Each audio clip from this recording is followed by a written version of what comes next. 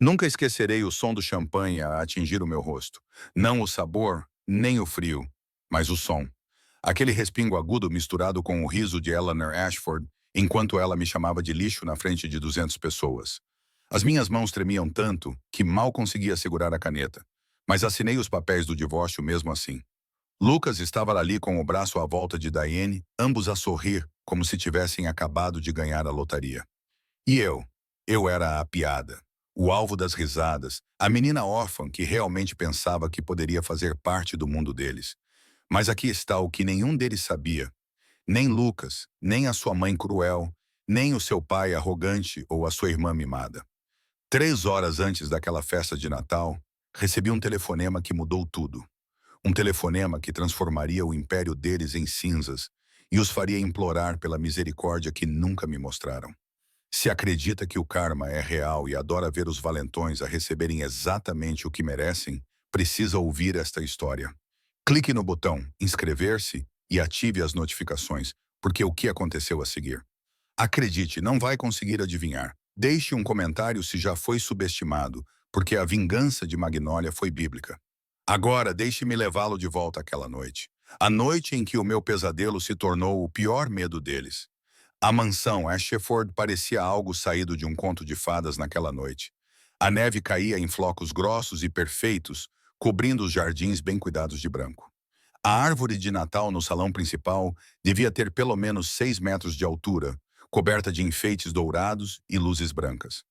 Os convidados chegavam com casacos de pele e fatos de lã caros, a respiração visível no ar frio de dezembro, enquanto o manobrista pegava as suas chaves. Eu estava na entrada de serviço com a minha camisola creme barata e o meu casaco castanho velho, as únicas roupas de inverno que eu tinha, observando tudo como se estivesse a olhar pela janela para a vida de outra pessoa. Eu estava casada com Lucas Ashford há 4 anos. 4 anos trabalhando em 3 empregos enquanto ele construía o seu negócio. 4 anos com a sua mãe, Eleanor, tratando-me como uma criada. 4 anos com o seu pai, Gregory, olhando para mim como se eu fosse sujeira nos seus sapatos caros. 4 anos com a sua irmã Vanessa postando fotos nas redes sociais com legendas sobre como algumas pessoas não sabem o seu lugar. Eu era órfã. Cresci numa instituição estatal com outras 17 crianças, dormindo num catre que cheirava a lixívia e naftalina. Nunca conheci os meus pais. Nunca tive uma festa de aniversário. Nunca tive nada que não fosse doado ou em segunda mão. Quando Lucas me notou na cafetaria onde eu trabalhava, achei que era um milagre. Ele era bonito, charmoso, de uma família rica. Ele disse que me amava. Disse que nada disso importava. Eu fui tão estúpida. Eleanor abriu a porta ela mesma naquela noite, vestindo um vestido de veludo bordô que provavelmente custou mais do que eu ganhei em 6 meses. O seu colar de diamantes refletia a luz do lustre, e ela olhou para mim da mesma forma que se olha para uma mancha no tapete. Estás atrasada, disse ela. Os convidados precisam de bebidas. Entra e faz-te útil. Sem um olá, sem um Feliz Natal, apenas ordens. Engoli o meu orgulho. Eu tinha ficado boa nisso e entrei na casa que nunca me pareceu um lar. A festa já estava a todo o vapor. Homens em fatos cinza e carvão falavam sobre carteiras de ações e campos de golfe. Mulheres em vestidos de seda e chales de pele riam das suas férias de inverno em Aspen, em Paris. E lá estava eu, a passar por entre elas com uma bandeja de copos de champanhe, invisível, exceto quando alguém precisava de uma recarga. Vi o Lucas do outro lado da sala e o meu coração deu aquele pequeno salto patético que sempre dava. Ele usava um fato escuro que lhe caía perfeitamente, o cabelo penteado na medida certa. Mas ele não estava sozinho. Havia uma mulher ao lado dele, bonita, alta, usando um vestido cor de champanhe que a envolvia como água. A mão dela estava no braço dele. O nome dela era Diane. Eu já tinha ouvido a Vanessa mencionar o nome dela antes, sempre com aquela voz cantada que ela usava quando estava sendo deliberadamente cruel. Aquela é a Diane Richardson. A Vanessa tinha me dito uma vez. O pai dela é dono da Richardson and Associates. Sabes, o maior escritório de advocacia do estado. Ela é perfeita para o Lucas. Frequentou a faculdade, tem uma família. Não é como algumas pessoas. Fingi não ouvir. Eu fingia muitas coisas. A noite piorou rapidamente. O Gregory encurralou-me perto da cozinha, com o hálito a cheirar a charutos e uísque. Sabes o que és, Magnólia? És um caso de caridade. Deixamos o Lucas casar contigo porque ele teve pena de ti. Mas a caridade tem limites. As minhas mãos apertaram a bandeja. Trabalhei muito, ajudei a construir. Não ajudaste em nada. Ele interrompeu-me. És uma empregada de mesa, uma empregada de limpeza. Achas que esfregar sânitas e servir café te torna digna desta família? És uma vergonha. Eu queria gritar, queria atirar-lhe a bandeja. Em vez disso, não disse nada. Apenas me afastei, enxugando as lágrimas, porque era isso que sempre fazia. Sobrevivi. Aguentei. Disse a mim mesma que as coisas iriam melhorar. Então Lucas pediu a atenção de todos. A sala ficou em silêncio. Ele estava em pé, numa plataforma elevada perto da árvore de Natal. Diane estava ao lado dele. O meu estômago revirou-se. Eu sabia antes mesmo de ele abrir a boca. Eu sabia. Obrigado a todos por terem vindo esta noite, disse Lucas, com a voz a ecoar pela sala. Tenho um anúncio importante a fazer. Ele olhou diretamente para mim. Há 4 anos cometi um erro. Casei-me com alguém que pensava amar, mas percebi que esse erro me impediu de avançar durante demasiado tempo. As pessoas estavam a olhar para mim agora. Todas elas. Algumas pareciam desconfortáveis. A maioria parecia entretida. Lucas tirou uns papéis do bolso do casaco. Magnólia, estes são os papéis do divórcio. Estou a corrigir o meu erro esta noite na frente de todas as pessoas importantes para que não haja confusão sobre a nossa situação. A sala começou a girar. Elelanar deu um passo à frente com um sorriso triunfante no rosto. Ela tinha planeado isso. Todos eles tinham. Assine, disse Gregory em voz alta. Você veio do nada. Você vai embora sem nada. É o que diz o acordo pré-nupcial. Caminhei em direção a Lucas com as pernas trêmulas. O meu rosto estava a arder. As pessoas estavam a gravar com os seus telemóveis. A Vanessa estava literalmente a transmitir isso ao vivo, rindo com as suas amigas num canto. Achavas mesmo que pertencias aqui? Diane sussurrou quando me aproximei. Olha para ti. Olha para as tuas roupas, a tua origem. Tu não és ninguém. Lucas me entregou uma caneta. Os papéis já estavam abertos na página de assinatura. Tentei lê-los, mas as palavras estavam embaçadas pelas minhas lágrimas. Acordo pré-nupcial. 0 ativos, 0 compensação. Foi quando Elelanar jogou champanhe no meu rosto. O líquido estava frio e pegajoso, encharcando a minha camisola. O copo se estilhaçou no chão de mármore. A sala suspirou e ficou em silêncio. Isso é por desperdiçar 4 anos da vida do meu filho, sua mendiga nojenta, disse Eleanor. Eu assinei. A minha mão tremia tanto que a assinatura nem parecia minha. Mas eu assinei. O que mais eu poderia fazer? Eu não tinha nada. Eu não era nada. Pelo menos era isso que eles me convenceram a acreditar. Lucas me entregou notas de $500 para o autocarro. Considere isso caridade. Seguranças agarraram meus braços, seguranças de verdade, como se eu fosse um criminoso, e me arrastaram até a porta. As pessoas riam, tiravam fotos. A Vanessa gritou, adeus, lixo, não voltes. Eles atiraram-me para fora dos portões da frente para a neve. A minha aliança escorregou do meu dedo congelado e desapareceu na neve. Não me dei ao trabalho de procurá-la. Sentei-me num restaurante 24 horas a 5 quilômetros de distância, com o meu telemóvel com 2% de bateria e a minha camisola ainda úmida de champanhe. Eu tinha $247 na minha conta bancária e nenhum lugar para dormir. Eu chorava tanto que não conseguia respirar. A garçonete ficava olhando para mim com pena e isso de alguma forma piorava as coisas. Foi quando o meu telemóvel tocou. Número restrito. Quase não atendi, mas algo me fez pegar o aparelho.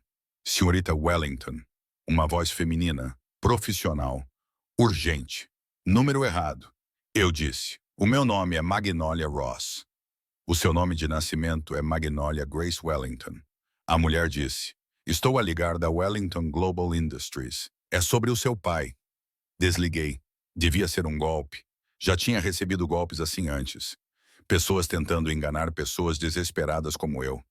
O telefone tocou várias vezes. Por favor, ouça, disse a mulher quando finalmente atendi. O meu nome é Patricia Chen. Sou advogada. Estou sentada do lado de fora da lanchonete agora com um homem chamado Harold, nosso investigador particular. Estamos à sua procura há 24 anos. Se nos der 5 minutos, podemos provar tudo. Olhei pela janela. Havia um carro preto no estacionamento. Duas pessoas saíram, um homem idoso com um sobretudo bege e uma mulher de aparência elegante com um casaco cinzento. Entraram na cafetaria e sentaram-se à minha frente, como se fosse completamente normal. Harold deslizou uma pasta pela mesa. Brá! Dentro havia fotografias, resultados de testes de ADN, documentos legais, certidões de nascimento e uma foto de uma mulher que era exatamente igual a mim. Os mesmos olhos, o mesmo rosto, segurando um bebê recém-nascido. Essa é Catherine Wellington, disse Patrícia baixinho. A tua mãe? Ela morreu na noite em que nasceste. Eu não conseguia falar, não conseguia respirar. Harold inclinou-se para a frente. O teu pai é Jonathan Wellington. Ele é dono da Wellington Global Industries, Hotels, Real Estate, Technology. É um império de 6,2 mil milhões. Você foi roubada do hospital na noite em que sua mãe morreu por uma enfermeira chamada Ruth Coleman. Ela criou você na pobreza. Nunca contou a verdade. Quando ela morreu, deixou uma carta de confissão. Levamos 8 anos para localizar você. Isso é loucura. Eu sussurrei. Seu pai está morrendo. Patrícia disse. Câncer no pâncreas. Ele tem talvez 6 meses de vida. O seu último desejo é conhecer a sua filha, para lhe dar tudo o que deveria ter sido seu desde o início. Comecei a rir, não porque fosse engraçado, mas porque era demais. Impossível. Há algumas horas eu estava a ser expulsa de uma mansão como se fosse lixo, e agora essas pessoas estavam a me dizer que eu era filha de um bilionário. Prove, eu disse. Patrícia pegou o telemóvel e ligou para alguém. 1 hora depois, eu estava num carro particular a caminho de uma propriedade que fazia a mansão Ashford parecer um galpão de jardim. E lá numa cadeira de rodas com um tanque de oxigênio estava um homem que tinha os meus olhos. Jonathan Wellington olhou para mim e lágrimas começaram a rolar pelo seu rosto. Magnólia, ele sussurrou. Meu Deus, és igualzinha a ela. Desabei completamente. Este estranho, o meu pai, segurou as minhas mãos e chorou comigo. Contou-me sobre a minha mãe, como se conheceram na faculdade, como ela era brilhante, como estavam entusiasmados por terem um bebê, como ela morreu devido a complicações e como ele acordou e descobriu que a sua filha tinha desaparecido, como nunca parou de procurá-la. Falhei em proteger-te uma vez, disse ele. Não vou falhar novamente. Mas então Patrícia soltou outra bomba. O irmão mais novo de Jonathan, Raymond, estava a gerir a empresa. Ele achava que Jonathan não tinha ar. Raymond era cruel, corrupto e vinha roubando a empresa há anos. Se eu me revelasse agora, poderia estar em perigo. Precisávamos primeiro de provas contra ele. Patrícia disse, precisas de te manter escondido. Aprende o negócio e quando estivermos prontos, recuperamos o que é teu. Concordei, mas tinha uma condição. Quero destruir os Ashfords primeiro, disse eu. Nos 2 meses seguintes, transformei-me. Professores particulares ensinaram-me negócios, finanças, direito. Estudei a empresa do meu pai por dentro e por fora. Aprendi a andar de forma diferente, a falar de forma diferente, a ser outra pessoa. E contratei investigadores para investigar Lucas e a sua família. O que eles descobriram foi devastador. O negócio de Lucas estava a falhar. Ele tinha uma dívida de 2 milhões de dólares. Casou-se com Diane não por amor, mas porque o escritório de advocacia do pai dela poderia ajudá-lo. A empresa de Gregory estava a ser investigada por fraude. Eleanor tinha um vício em jogo e tinha perdido 800 mil dólares. Vanessa estava a ser chantageada por causa de um escândalo que ela tentara esconder, mas a pior parte era que Lucas tinha pegado nos 8 mil dólares que eu tinha poupado, dinheiro dos meus 3 empregos, dinheiro que eu tinha guardado para emergências, e tinha jogado tudo fora. Depois, ele falsificou a minha assinatura nos documentos do empréstimo. Eu era legalmente responsável por 45 mil dólares em dívidas que ele tinha criado em meu nome. Ele tinha planeado tudo isto, casou-se comigo, destruiu o meu crédito e divorciou-se de mim com a dívida. Não fiquei zangada. Concentrei-me. Criei uma nova identidade. Melanie Grant, uma misteriosa investidora europeia. Mudei o meu penteado, passei a usar roupas de marca e óculos caros. Não parecia em nada com a rapariga que eles tinham abandonado na neve. Então, abordei a empresa de Gregory Ashford com uma proposta de investimento de 10 milhões de dólares. Ele não me reconheceu. Nenhum deles reconheceu. A reunião do conselho foi surreal. Sentei-me em frente a Gregory, Eleanor, Lucas e, aqui está a reviravolta, Raymond Wellington, meu tio. Acontece que ele e Gregory eram parceiros num esquema imobiliário duvidoso. Menina Grant, disse Gregory, praticamente a babar-se. A sua oferta é muito generosa. Acredito em investir nas pessoas certas, disse eu, olhando diretamente para Lucas. Ele continuava a olhar para mim como se algo lhe fosse familiar, mas não conseguia identificar o quê. Eleanor insistiu num jantar de comemoração na mansão, a mesma mansão onde me tinham humilhado. Vesti um elegante vestido de caxemira cinza claro e entrei por aquelas portas como se fossem minhas. Lucas estava lá com Diane, que agora era sua esposa. Ela estava grávida. Mas os meus investigadores já me tinham contado a verdade. O bebê não era de Lucas. Ela já estava grávida antes mesmo de se casarem. O verdadeiro pai era o seu ex-namorado, Eric, e ela tinha armadilhado Lucas pelo seu dinheiro. Durante o jantar, perguntei sobre o casamento anterior de Lucas. Ah, isso. Eleanor riu. Ele era casado com uma órfã sem valor. Nós nos livramos dela.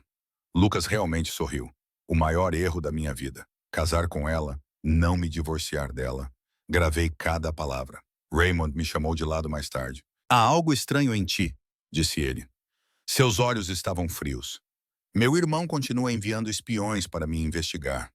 Se tu és um deles, saiba que já destruí pessoas por menos.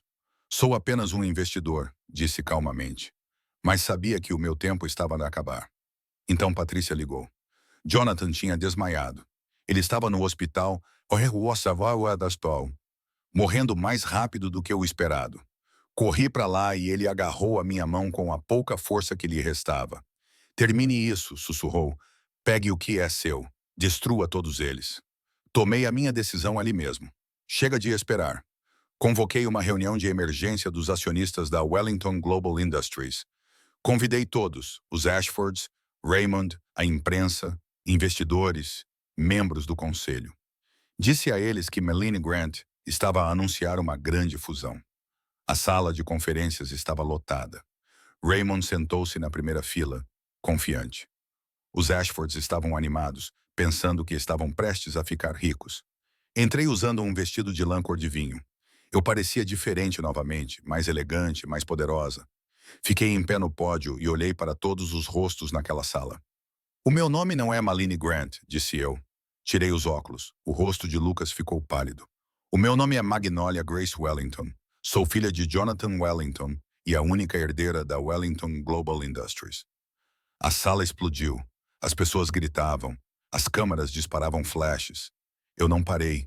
Tenho provas de que Raymond Wellington desviou 50 milhões de dólares desta empresa. Agentes federais estão lá fora, prontos para prendê-lo. Acenei com a cabeça e os agentes entraram. Raymond tentou fugir. Eles derrubaram-no no chão. Tenho provas de que Gregory Ashford se envolveu em fraudes e esquemas imobiliários ilegais com Raymond Wellington. Mais agentes. Gregory foi algemado. Eleanor começou a gritar. Vanessa estava a chorar. Virei-me para Lucas. Atiraste-me 500 dólares e chamaste isso de caridade. Disseste que eu vim do nada. Mostrei os documentos. Agora sou proprietário do edifício onde a empresa da sua família opera. Você aluga de mim. Com efeito imediato. O seu contrato de arrendamento está rescindido. Tem 30 dias para desocupar o imóvel. Lucas parecia que ia vomitar. Roubou os meus 8 mil dólares, falsificou a minha assinatura e deixou-me com uma dívida de 45 mil dólares. Sorri. Transferi essas dívidas de volta para o teu nome. Legalmente, agora deves cada centavo. Então, encarei Eleanor. Tu jogaste champanhe na minha cara e me chamaste de lixo. A segurança se colocou entre nós quando ela tentou se lançar sobre mim. A Wellington Industries está retirando todos os investimentos da Ashford Corporation.